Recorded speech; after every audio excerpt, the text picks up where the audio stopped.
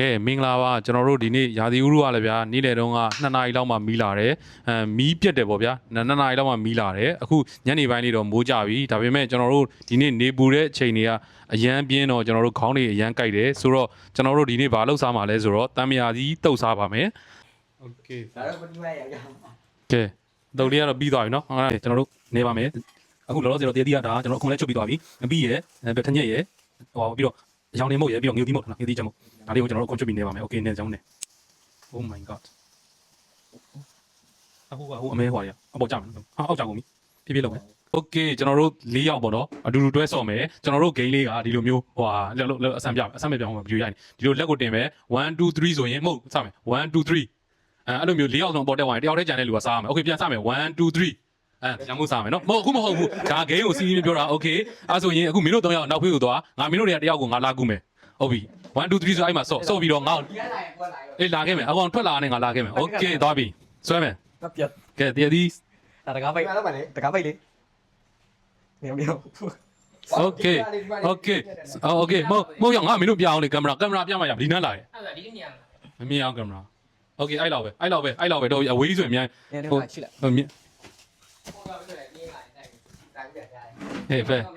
okay စမယ်ဟုတ်တယ်မင်းတို့ဖြည်းဖြည်းတော့1 2ရပြီးမှထည့်လိုက်တော့ငါတို့ game zone 1 2 3 go 1 2 3 go okay ပေါ်တော့စမယ်လာငါလာယူ1 2 3စ okay 1 2 3 go 1 2 3 go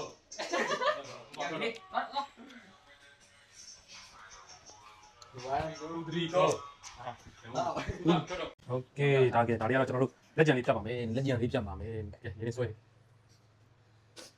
တင်ညာကြီးတော့မစားရအောင်ဟိုကြိုးတော့လည်းနေချင်းနေအော်တော့ဒုတ်ချောင်းလောက်မလို့ကောင်း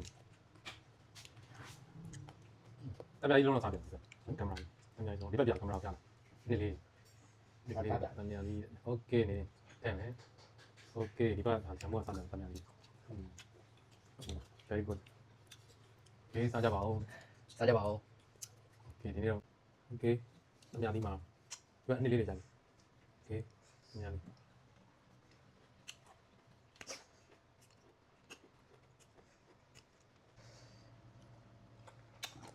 တဲ့သိမ့်ချင်းတည်မချင်โอเคအားလုံးပဲကျေးဇူးတင်ပါတယ်ကျွန်တော်တို့ဒီဟာလေးဆက်စားလိုက်မှာပေါ့နော်ကျွန်တော်ဗီဒီယိုလေးရိုက်လိုက်ပါမယ်တော်တော်စားကောင်းတယ်ဟိုဟာရာသီဥတုပူတဲ့ချိန်ပေါ့နော်ဒီလိုလေးလှုပ်စားကြည့်ပါကျွန်တော်တို့လှုပ်ထားတာဘာမှမပါဘူးတံမြာသီးရယ်သီးရယ်